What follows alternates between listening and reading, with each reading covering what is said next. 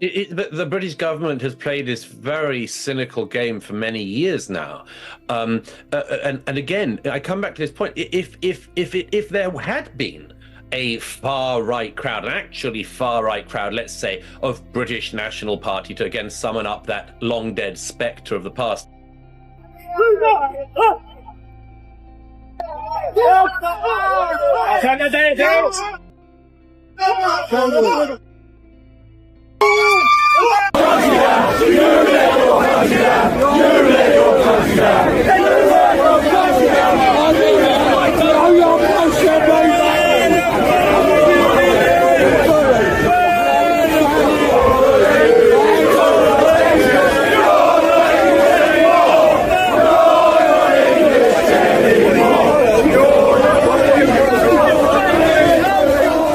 London is ablaze with protests, and the people's anger is palpable.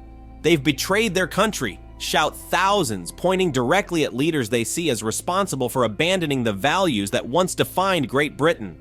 This is the cry of a nation feeling on the brink, betrayed, exhausted, and without answers. Douglas Murray, a fierce critic of current multicultural policies, doesn't mince words. To him, the Prime Minister and his government have been playing with fire, allowing multiculturalism policies to fracture the country instead of uniting it. Murray issues a warning as blunt as it is necessary. If the government continues to ignore this reality, extremists won't just gain ground, they'll challenge the very essence of British democracy.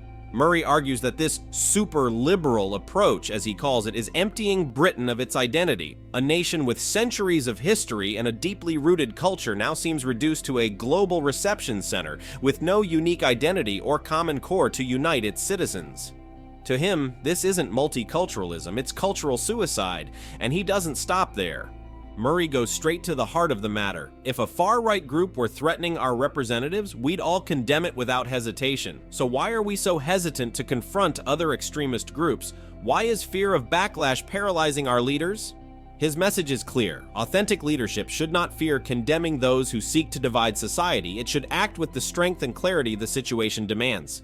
According to Murray, the current state is a warning sign. The government has allowed uncontrolled migration and promoted a multiculturalism that, rather than uniting, has eroded British identity.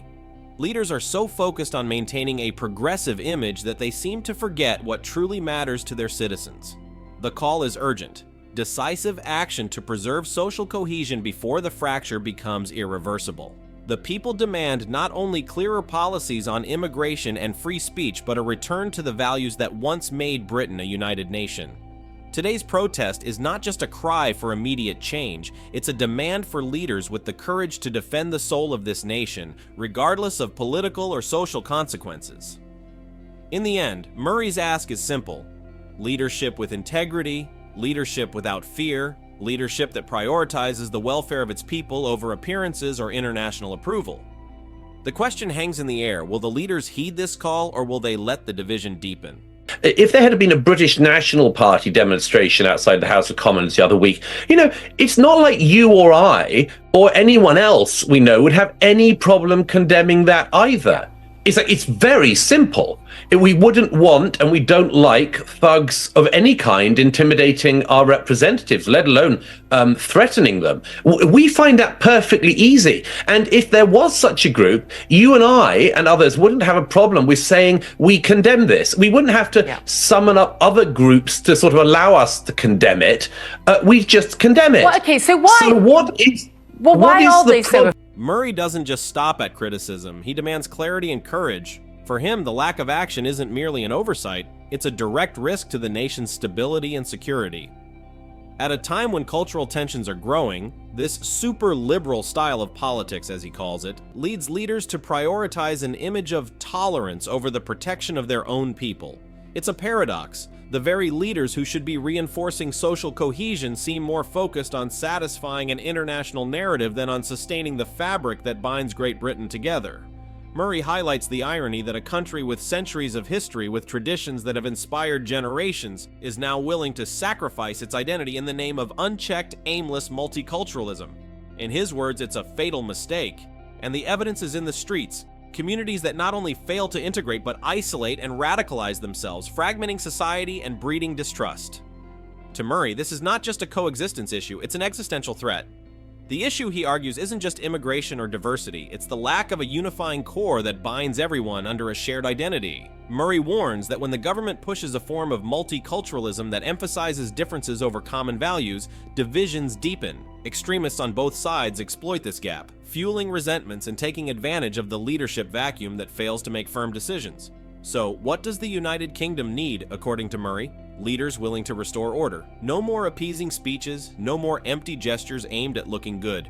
Murray calls for direct action, a fearless commitment to defending the values and culture that have made Britain a nation capable of enduring centuries of challenges. Only then, he argues, can public trust be restored and those threatening social cohesion receive a firm and unambiguous response. For Murray, this is not just a call for policy changes, it's a call for a rebirth of identity. A leadership that doesn't just respond but inspires, that unites, and that finally has the courage to protect what it means to be British. Effectively, MPs and the Speaker and the Prime Minister and everyone else are intimidated from identifying the problem. I'm so fed up of hearing people saying things that, would have been fine 20 years ago, but are just way out of date now. The question now is, what are you going to do about it? What are you going to do about it? And Rishi Sunak's answer is, well, we have record high migration, but we'll talk about what a great liberal country we are. No, that just doesn't do it. A lot of people don't want to integrate in Britain, and we should have realized that by now. They don't want to be part of Britain. And what's more, when Rishi Sunak and others talk about this country, they very often talk about it as if it's just, our liberalism, our political liberalism is the one thing that we have going for us, or that our diversity is actually our essence as a country. And that's just not true. Britain was not very diverse until about 60 years ago, and was certainly nothing like what it is now until the last few decades, principally since the Labour election of 1997.